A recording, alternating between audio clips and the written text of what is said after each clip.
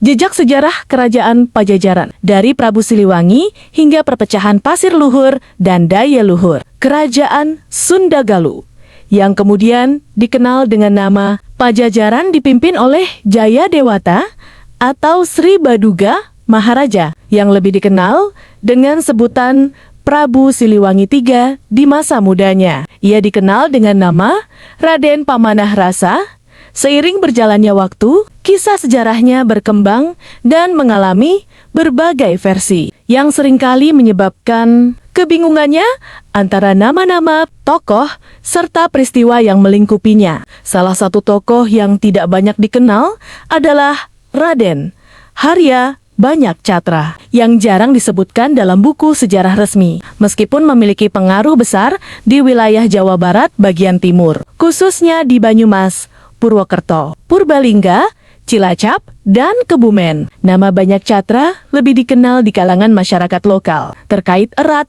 dengan sejarah daerah tersebut. Namun, bagi banyak orang di luar kawasan itu, tokoh ini masih terdengar asing dalam babat Pasir Luhur yang berlatar zaman kerajaan Pakuan Parahyangan Pajajaran. Diceritakan bahwa Sri Prabu Linggawastu yang memerintah dari 1474 hingga 1513 memiliki 4 anak.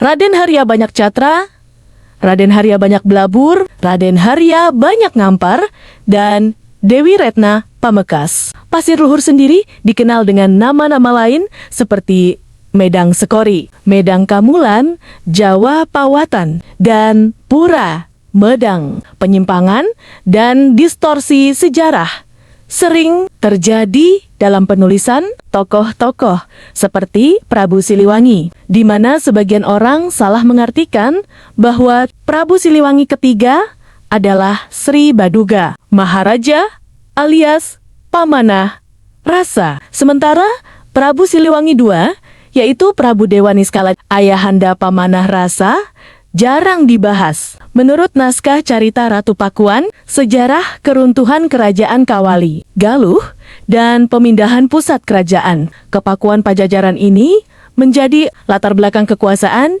Sri Baduga Maharaja. Raden Pamanah Rasa, putra Prabu Dewa Niskala, Raja Galuh, menikahi Nehe Kontring Manikmayang Sunda, putri Prabu Susuk Tunggal, Raja Sunda yang merupakan saudaranya. Pernikahan ini membawa penyatuan kembali Kerajaan Sunda dan Galuh yang dikenal dengan nama Kerajaan Pajajaran. Salah satu kisah menarik yang jarang diketahui adalah istri pertama Pamanah Rasa, Nyai Ambedkasih, yang disebutkan dalam naskah Lontar Carita Ratu Pakuan disimpan di Perpustakaan Nasional RI. Dari Ambedkasih, Prabu Siliwangi memiliki 3 anak, Banyak Catra, Banyak Ngampar, dan Dewi Ratna Pamekas. Setelah Ambedkasih wafat, ketiga anaknya tidak dapat mewarisi tahta Pajajaran. Karena menurut tradisi, calon raja harus memiliki tubuh yang sempurna. Sebagai akibatnya, tahta jatuh kepada Banyak Blabur, putra dari pernikahan Pamanah Rasa dengan Kentring Manikmayang Sunda. Banyak Catra dan Banyak Ngampar kemudian kembali ke Pasir Luhur, wilayah yang kini dikenal sebagai bagian dari Kabupaten Cilacap. Kerajaan Pasir Luhur yang berdiri sekitar 1475 merupakan pecahan dari Kerajaan Pajajaran. Kerajaan Pasir Luhur yang berdiri sekitar 1475 merupakan pecahan dari Kerajaan Pajajaran, dipimpin oleh Gagak Ngampar, saudara dari Banyak Catra.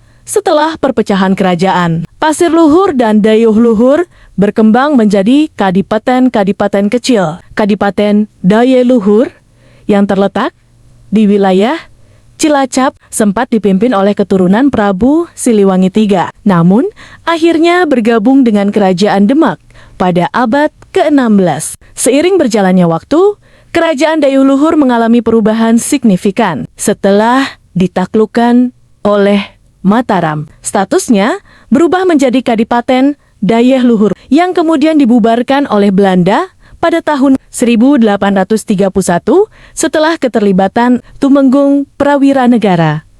Temenggung Prawiranegara dalam Perang Jawa Pembubaran ini mengubah struktur pemerintahan dan pada tahun 1838, wilayah Dayeuh Luhur menjadi bagian dari Kepatihan Dayeuh Luer yang dikelola oleh pemerintah Hindia Belanda. Kisah panjang sejarah kerajaan ini menunjukkan perjalanan yang penuh gejolak, baik dalam politik internal maupun eksternal, hingga akhirnya berakhir di bawah kendali penjajahan Belanda yang turut mengubah tatanan sosial dan politik di wilayah tersebut.